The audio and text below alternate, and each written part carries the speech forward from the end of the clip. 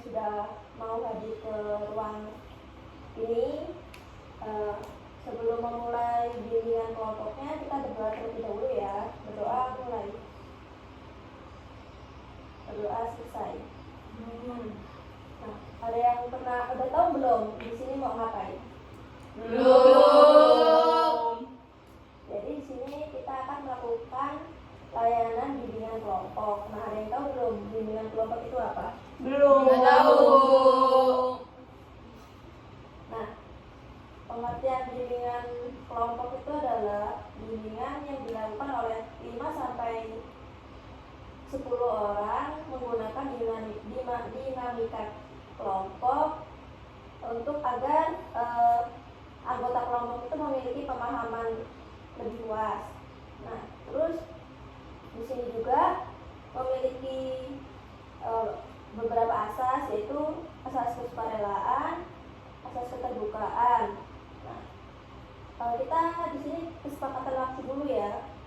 Untuk hari ini 10 menit dulu cukup atau kurang? Cukup.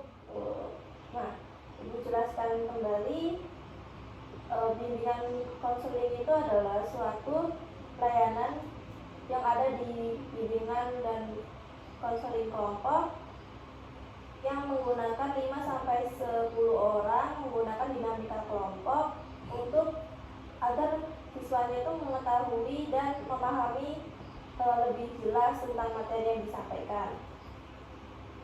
Apakah kalian sudah siap? Siap, Bu. Oke. Nah, bimbingan kelompok kita ada dua topik, yaitu topik bebas dan topik tugas. Nah, hari ini Ibu akan menggunakan topik tugas. Nah, kalau topik tugas itu dari Ibu, kalau misalnya topik bebas itu dari kalian. Sudah siap? Siap, Bu. Oke. Nah, hari ini Ibu akan memberikan topik tentang kepercayaan diri. Ada yang tahu nggak kepercayaan diri itu apa? Percaya diri, Bu. Ya, itu apa Mbak? Percaya di depan orang. Berani tampil di depan umum. Iya. Percaya pada diri sendiri. Oke, kita. Kalau kita apa? Tadi udah. Apa? Percaya tampil. Oh, bisa nanti. Oke, kalau Mbak Sausan bilang Berani, Bu. Berani berbicara di depan umum. Mbak Nabila? Berani tampil di depan umum. Oke, nah Ibu beri penjelasan ya. Percaya diri itu adalah suatu sikap atau keyakinan atas kemampuan diri sendiri sehingga dalam melakukan tindakan tidak terlalu sering merasa cemas. Nah, ada beberapa faktor nih yang menyebabkan kurangnya percaya diri. Ada yang tahu nggak? Malu biasanya. Introvert. Mbak kita? Introvert. Ya. Kalau dia? Takut akan kesalahan. Ya. Nah, selain yang anak-anak sebutkan, ada beberapa lagi faktor yang bisa menyebabkan kurangnya percaya diri, yaitu benar Mbak Dea, yaitu takut pada kesalahan. Nah, awal mula dari timbulnya perasaan tidak percaya diri adalah ketika kita itu memiliki rasa takut untuk memulai sesuatu, padahal kan belum tentu sesuatu itu belum tentu kita melakukan hal tersebut akan salah gitu. Nah, yang kedua itu menganggap kalau berani beda itu sebagian hal yang aneh. Nah, biasanya orang tuh nggak percaya diri karena dia kayak misal tampil beda sendiri, misal sepatunya warna pink, cowok sepatunya warna pink, itu kayak dia nggak pede karena kayak apa sih dilihat orang kayak jadi orang tuh ngeliatin semua dia lah pokoknya. Nah, terus lalu membanding-bandingkan antara diri sendiri dengan orang lain. Nah, kita tuh harus percaya kalau Allah itu menciptakan kita itu memiliki kemampuannya masing-masing. Kalau misalnya kita nggak mampu belajar dengan dia, kita juga tuh pasti punya prestasi di lain akademik gitu. Jadi kita tuh jangan insecure, kita tuh harus percaya diri. Dan kita harus paham kalau misalnya Tuhan itu mau menciptakan kita dengan sebaik-baiknya. Nah, terus ada beberapa cara nih untuk meningkatkan rasa percaya diri. Ada yang tahu nggak? Mbak Dea, dimulai dari Mbak Dea. Seperti satu ya. Belajar berbicara depan cermin. Ya, terus nggak sausan. Jangan malu Bu, kayak anggap orang-orang itu kalau kita lagi di depan tuh kayak nggak ada gitu. Ya, kita Nggak tahu Bu. ya, Dapat. pendapat aja menurut Mbak. Kita tuh yang bisa meningkatkan kepercayaan diri itu apa? Anggap aja di depan kita tuh kayak nggak ada gitu Bu. Kita kayak di ruangan sendiri gitu. Oh, ya, Mbak Nabila, Bersikap optimis dan yakin. Mbak Nini. Harus percaya diri, Bu.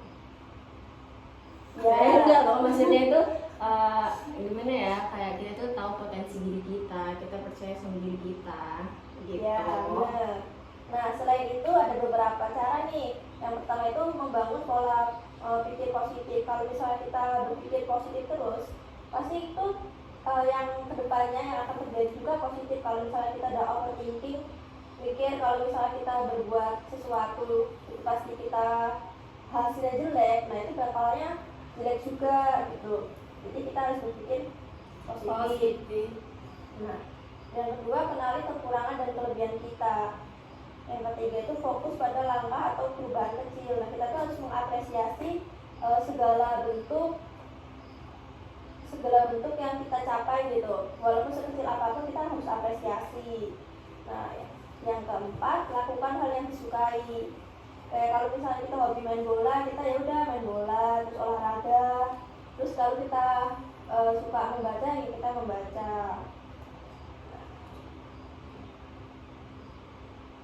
Nah, terus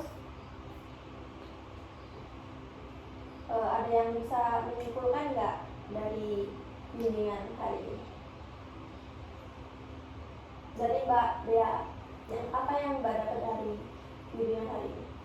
Jadi kita harus meningkatkan rasa percaya diri kita, kayak coba ngobrol depan orang gitu. Itu Mbak Sausan? Ya kita harus pede aja Bu, kayak soalnya setiap kita tuh punya potensinya masing-masing. Mbak Tita? Ya kayak kita tuh harus percaya diri, kayak kita bicara di depan orang tuh harus percaya diri Bu. Mbak Nabila? Kita harus percaya diri biar bisa berani tampil di depan umum, nggak malu-malu lagi. Mbak Nini? Ya kita harus tahu juga sih Bu potensi kita apa, terus kayak ya kita keluarlah dari zona nyaman gitu, biar gimana ya, ningkatin kepercayaan diri kan pasti bakal susah ya kalau misalnya masih di zona nyaman terus tuh. Ya.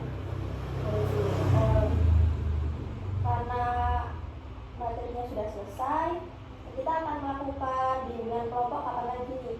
Minggu depan, depan Bu.